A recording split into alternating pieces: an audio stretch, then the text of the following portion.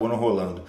Então vamos dar início a uma live que é uma aulinha legal aí sobre sonhos, né? E é uma matéria, é um assunto da psicanálise, eles tentam, mas se bem que isso aí já é desde o hermetismo ou hermeticismo, que já tenta conseguir achar algum significado nos nossos sonhos. Então, quando a gente fala em sonho, quando a gente está conversando sobre sonhos, a gente está falando sobre todas as imagens, todos os sonhos, tudo que a nossa mente experimenta enquanto estamos dormindo, perfeito? E aí não cabe muito a gente ficar falando, mas geralmente eles acontecem nas ondas mais profundas cerebrais, né? Quando a pessoa tem de fato um sono mais profundo, mas não necessariamente naquele sono REM, Rapid Eye Movement, porque ali também, quando as pessoas chegam a sonhar, muitas vezes não entram nesse sono profundo. Então isso aí é só um dado técnico, sem muita validade para a gente nesse momento, mas a gente vai falar sobre os aspectos psicológicos, né? E eu vou contar o meu sonho, Gente, esse sonho que eu tive, ele foi muito louco, ele foi bizarro, ele foi muito ruim, um pesadelo, e eu não atingi nenhuma iluminação sobre o que se trata, né? Então eu vou falar para vocês, mas sinceramente vocês vão ficar mais chocadas do que vai falar, nossa, esse cara não bate muito bem, né? E, bom, uma das minhas inspirações, que eu acredito que seja também de grande parte do pessoal que estuda psi, é o Jung. E o Jung era um cara, no mínimo, extremamente estranho, né? No mínimo, ele era um cara bizarro, ele é um cara que é genial, né? Trocava ideia lá com Freud, até no início da carreira discípulo de Freud, depois ele acabou fazendo carreira solo, vamos dizer assim, né? E ele tem lá as escrituras do livro dele, o último seria o livro Vermelho, onde ele fala muito sobre imagens, sobre arquétipo, e se vocês forem abrir o livro, ele é cheio de imagem que ele mesmo ia pintando conforme ele tinha visões ou ele sonhava. E o cara tinha, de fato, visões, né? Então, tanto ele quanto Freud, como desde os primórdios da humanidade, a gente tenta dar significado para os sonhos, né? E já tiveram autores que falam, cara, você tem que dar total atenção aos sonhos, e tem autores que falam, não, porra. A real é que é o seguinte, às vezes um sonho é só um sonho, ele não necessariamente precisa ser premonitório ou ter algum significado. E eu sou parte desses autores porque eu sinceramente acho que tem muitas vezes que o sonho não tem algum significado real, né? E outras vezes ele vai ter, eu também não ignoro. Eu ainda estou ali em cima do muro quanto a essa coisa, porque de fato... Por que você pergunta isso, Bia? Então o que acontece? Muitas vezes as pessoas acabam dando significados absurdos para o sonho, ficam ali naquela tensão e nem sempre acontece. Então a primeira coisa que a gente precisa dizer é que a nossa mente, segundo esses autores, ela se comunica através de simbologia. Então, a gente primeiramente tem que, quando a gente for ter um sonho, a gente precisa saber o que aquilo significa para a gente, né? Então, a parte racional dessa história, então, por exemplo, o caso, por exemplo, você sonha com uma cobra, né? E a cobra, bom, como é que foi o que você acha que é uma cobra, né? Então, a cobra lá desde o início do Egito, antes mesmo até de se envolver, na mesma época ali que onde se envolveu o hermeticismo, ela era um símbolo da sabedoria. A cobra, a serpente, ela é de fato um símbolo da sabedoria. Falaram aí da minha olheira. Não, eu durmo maravilhosamente bem, obrigado, tá? A olheira é genética, no meu caso, e também um pouquinho da luz. Se for botar aqui, ou piora ou melhora, também caguei para isso, né? Então, no caso, a cobra, um dos símbolos dela, por exemplo, a gente entender sobre a relatividade dos sonhos, tem um antigo rei egípcio, né? Quando ele olha para aquela cobra no chão e as cobras estavam brigando, duas cobras brigando, e ele coloca o cajado em cima das cobras e as cobras sobem o cajado, se entrelaçam em harmonia. E o que fica claro, né? É um símbolo que é usado na própria medicina, na contabilidade e em vários outros setores, aonde começou a falar sobre o eixo vertical da coisa, né? Então elas estão ali brigando uma com a outra, estão rastejando, estão sofrendo, estão padecendo, e daqui a pouco você coloca o cajado de um rei, alguém poderoso, alguém que traz luz a esses seres, e eles começam, teoricamente, a achar um eixo, né, um eixo vertical na ascendência da sabedoria e na harmonia, perfeito? Então, o que a gente quer dizer nisso? A gente quer dizer que, houve um simbolismo nesse assunto, houve uma coisa que não tem nada a ver, que é uma cobra, um animal que pode dar medo, peçonhento, papapá, e daqui a pouco você olha e aquilo ali tem um símbolo da sabedoria. Então, o que eu quero dizer com isso? Caramba, né, existem comunicações simbológicas através da mente, né? Então, chegando nesse ponto, como é que eu dou, como é que eu falo, caramba, aqui no meu consultório, aonde que eu entro nesse assunto? Primeiro, é quando o sonho ele é altamente rico em simbologias, perfeito? Aí vocês vão analisar comigo o meu próprio sonho, porque foi interessante, né? Em segundo ponto, a gente vai ver a emoção que gerou esse sonho. Então, a gente tem que entender, foi um medo, foi uma tensão, foi uma alegria profunda, foi um estresse, foi uma angústia, foi uma felicidade, o que aconteceu ali na tua cabecinha, se você acordou no meio, se você sentiu medo, porque a gente vai ter que conseguir esmiuçar e caracterizar essa emoção para saber se exatamente teve algum tipo de significado emocional, tá bom? Então, o que a gente pensa ali, né? Em simbologia, emoção, qual é a razão, qual é o significado para a gente, né? A gente tem que entender isso.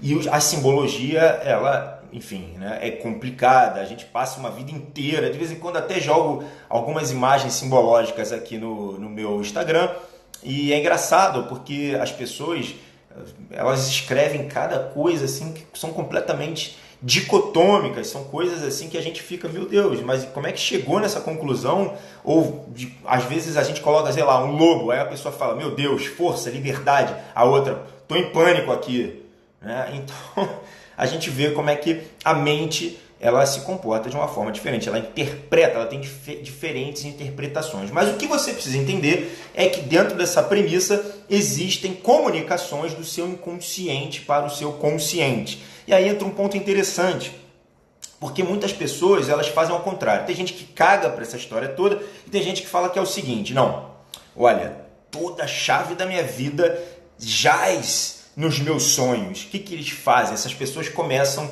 a ficar tentando desmistificar e trazer à luz da razão o tempo inteiro. Ficam perguntando o tempo inteiro para o inconsciente. O que acontece nesse momento?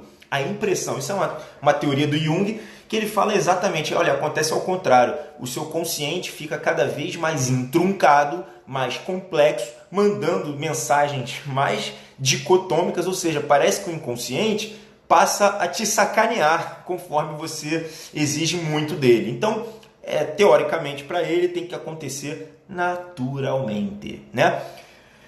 Então, essa parte do inconsciente, para quem não é familiarizado, a gente explica da seguinte forma. Hoje mesmo eu recebi uma analogia, uma metáfora que eu achei sensacional. Existem diversas formas de você entender o que é o inconsciente. Por exemplo, uma ilha no oceano, é onde você entende, mas existe... hoje mesmo eu recebi uma que eu achei sensacional. É como se você vivesse num castelo, uma mansão gigantesca com salas e quartos e cozinha, mas aquela coisa assim, né? A lá Harry Potter, aquela coisa, a lá Stephen King, aquela coisa enorme, e você vive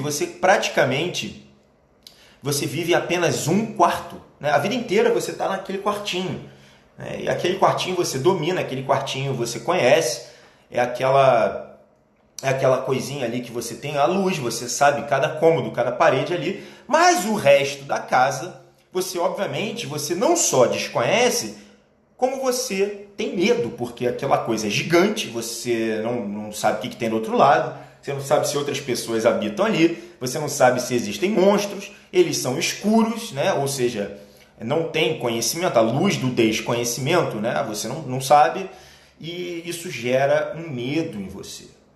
Isso gera um medo. Então, qual é o problema disso? O problema disso é que quando você não conhece a sua própria casa, ou seja, seu cérebro, sua mente inconsciente, você também não vive sua plenitude, você não vive sua potência, você ainda não conhece a ti mesmo. Se você não conhece a ti mesmo, você não conhece absolutamente nada, nem os deuses e nem todas as coisas, né? Então, uma das teorias mais fortes da psicanálise, né, que é a terapêutica da psicanálise, é você arrastar, você procurar coisas do seu inconsciente e trazer elas à luz do seu consciente. A partir desse momento, mesmo que você não domine-as totalmente, elas já perdem aquela força, já perdem a força de tornar o seu comportamento diferenciado ou patológico, né? Então, é um processo, e aí entra o caso de você precisar ficar tentando achar significados nos sonhos, né?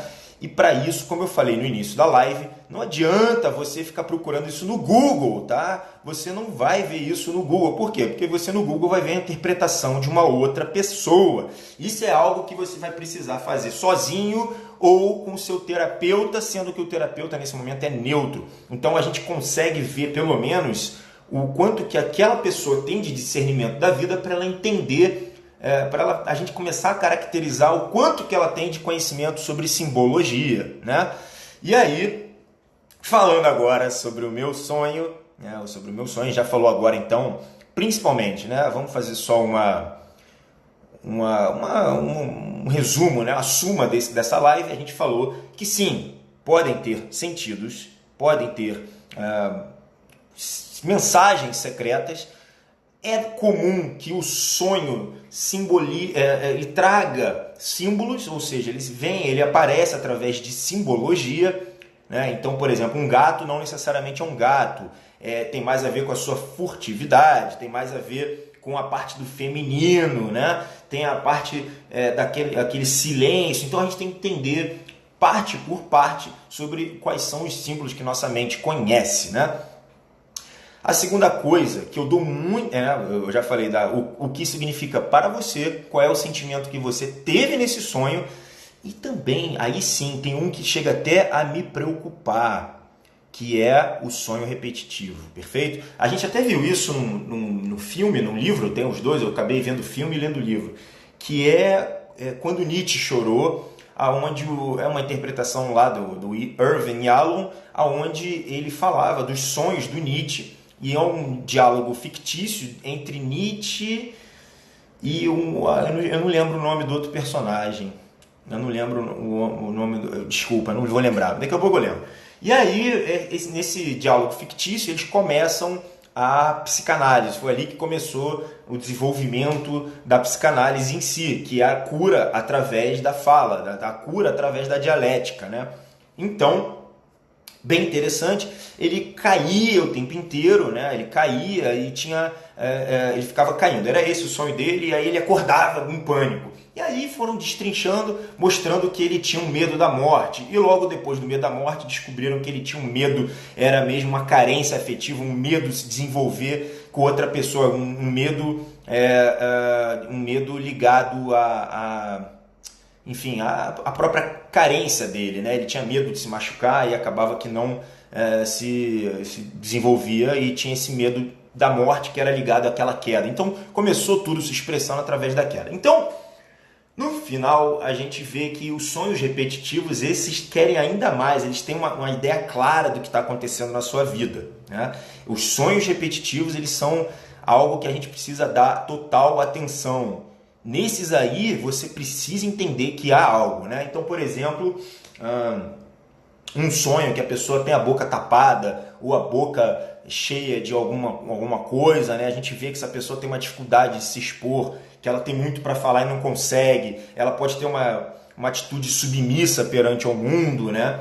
Então a gente tem que dar total atenção, principalmente ao que se repete, perfeito? Para a gente entender melhor, entendeu? Então isso aí geralmente é um estudo mais complexo. É interessante que você se aprofunde no hermeticismo, na simbologia, nos arquétipos, tanto de Platão, quanto os arquétipos de Jung. O arquétipo de Platão não tem nada a ver com isso, né? Os arquétipos do Jung, é interessante que a gente comece a estudar. Tem o livro do Freud, tem o livro do Jung, os dois sobre interpretação de sonhos, perfeito? Bom, é esse aí, Joseph Brauer, né?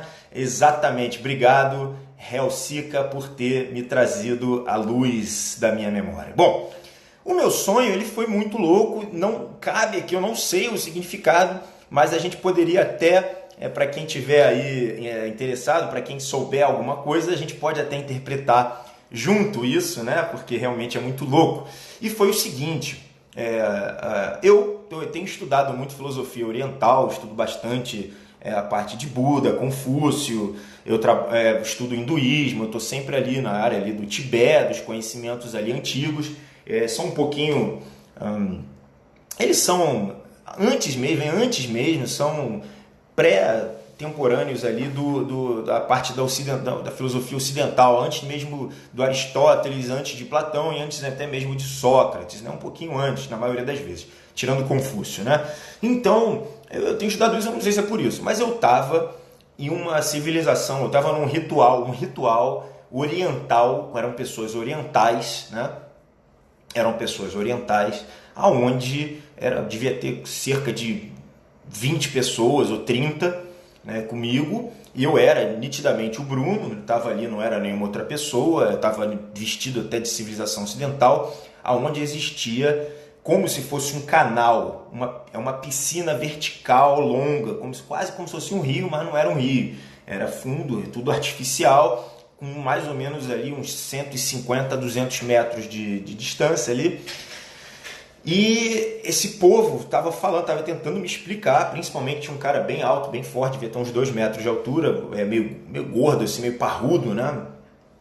E ele estava tentando me explicar sobre essa tradição deles, que era, para mim, soava bizarro. Então ele chegava e falava assim, Bruno, vem aqui ver. Quando eu chegava nesse rio que dividia duas terras, né? Nesse rio não, né? Nessa, como se fosse uma piscina, haviam pessoas lá dentro que pareciam estar mortas, mas não estavam.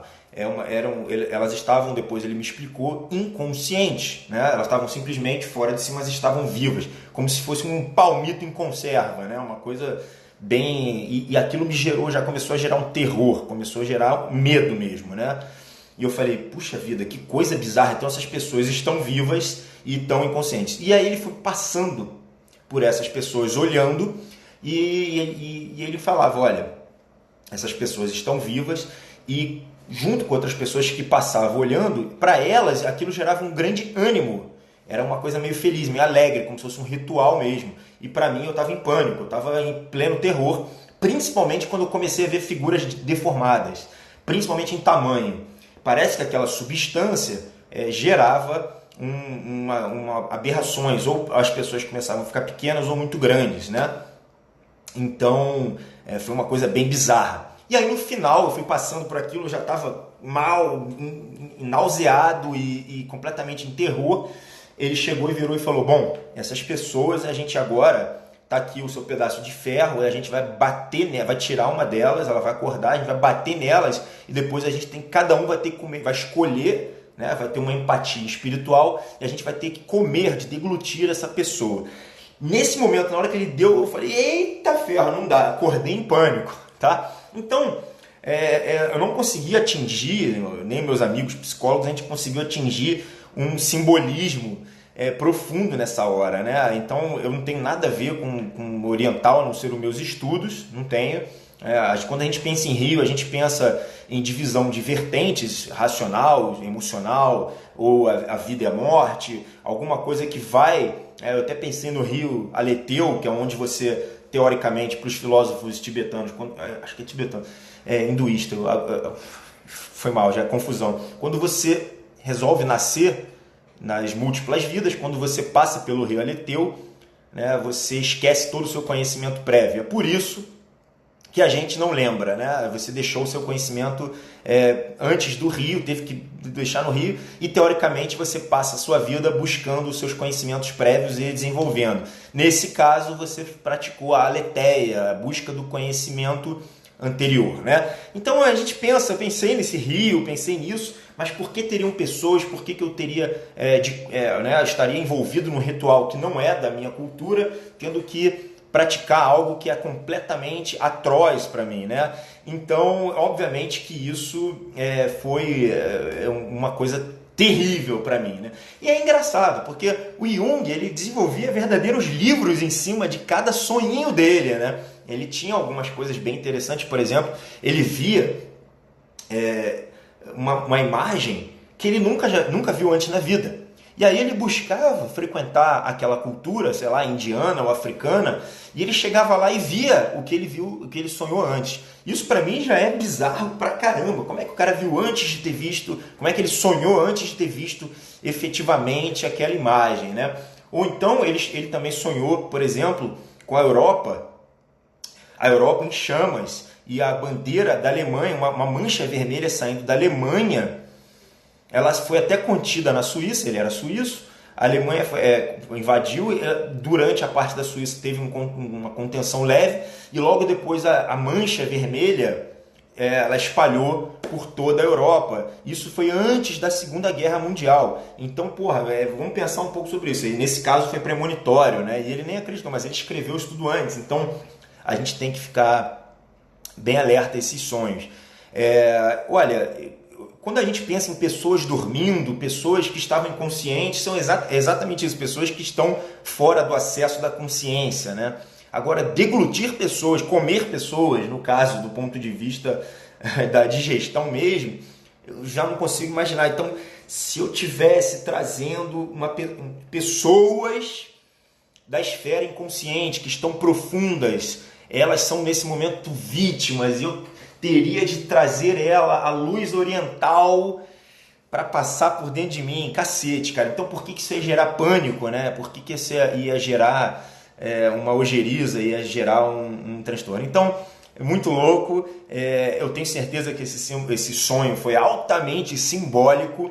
Não consigo dizer exatamente o que foi. Eu tenho um amigo meu que trabalha muito com essa parte de desdobramento espiritual, e ele fala muito que ele consegue ir para outros lugares, visitar outros lugares. Aí já envolve uma crença, já não estamos mais falando de psicologia, já temos que falar aí de uma crença religiosa, uma crença que mexa completamente com outros assuntos, que não é o viés aqui desse Instagram, aqui, enfim, eu mesmo sou aberto aos novos conhecimentos, mas não cabe muito bem a gente ficar falando aqui que eu estava visitando outros mundos, né? Eu acho que é uma crença que não vai fazer muito sentido nesse momento para todo mundo, né? Então, foi um negócio bizarro, sensação de terror. Não cheguei a uma conclusão, perfeito? Então, no caso, se alguém souber, me escreve aí, se eu tiver algum psicanalista aí que tenha alguma experiência nesse momento sensacional, desse sonho, né? Então a gente analisa, tudo que a gente puder, a gente analisa. Olha aí, ó, sonho, França islamizada, está acontecendo nesse momento, né? Está acontecendo, não tem mais volta, a meu ver, não tem mais volta. Simone, você já falou aí, e aí? Manda aí, escreve, né? Escreve aí para mim, se quiser escrever aí, pode escrever aqui mesmo no comentário, que a gente tenta trazer a luz da informação para ver se a gente consegue chegar em alguma conclusão, perfeito? Pessoal, é um sonho muito louco, não foi um sonho legal. Para que você está estudando a cultura oriental? Olha, tanto a cultura oriental quanto a ocidental, elas são muito parecidas. Tem algumas pouquíssimas diferenças e é interessante que a gente estude tudo, né? Se você tem a intenção de se tornar uma pessoa sábia, realmente você vai precisar de todo conhecimento, e mesmo assim vai ser pouco, né? Você vai ter que adquirir conhecimento, botar em prática, e não tem porquê a gente deixar de estudar alguma coisa que já foi dita e seguida, perfeito? Não tem porquê. Então, a filosofia oriental, ela é linda, é algo que é praticado até hoje, e ela é engraçado, mas é muito parecida em vários aspectos com a cultura ocidental. Por exemplo, a cultura dos Vedas, ela é muito parecida com Sócrates e Platão, né? É muito parecida mesmo, com poucas diferenças, né? Então a gente tem que atingir o conhecimento, a sabedoria, através de muito estudo. Bom, pessoal, sonhos, né? Então hoje falamos sobre sonhos. Temos que dar atenção principalmente aos repetitivos, a parte dos significados, a gente vai ter que entender melhor, vai ter que tentar sempre estar estudando cada significado, né? E a gente tem que começar principalmente dar atenção às emoções dos sonhos e entender que a mente pode estar se comunicando via inconsciente, perfeito? Muito bem, então nos vemos na próxima. Até amanhã. Namastreta. Podem mandar mensagens. Forte abraço.